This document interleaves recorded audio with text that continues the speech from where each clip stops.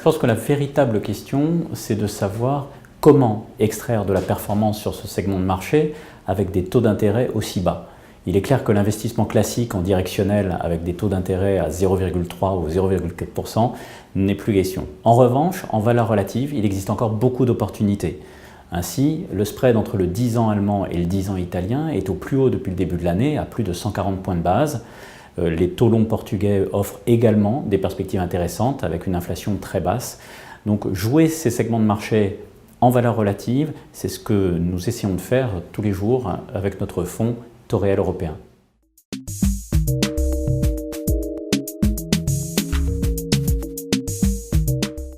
Les actions de la zone euro nous paraissent intéressantes à la fois d'un point de vue fondamental et à la fois d'un point de vue technique. D'un point de vue fondamental, la baisse de l'euro, la baisse des coûts de financement, la baisse du prix des matières premières, tout cela devrait soutenir la dynamique bénéficiaire des entreprises.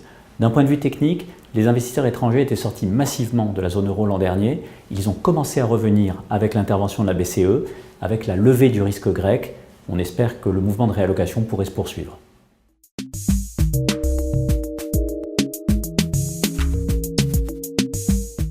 Le principal risque réside dans le changement de politique monétaire de la Fed.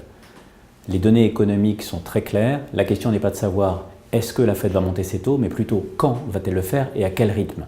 La Fed est très claire sur le sujet. Elle dit au mois de juin, il y aura une première hausse des taux. Le problème, c'est que le marché ne le croit pas. Alors, soit c'est la Fed qui va s'ajuster sur le marché, soit c'est le marché qui doit s'ajuster sur la Fed. Si c'est ce dernier cas, le réveil risque d'être assez brutal.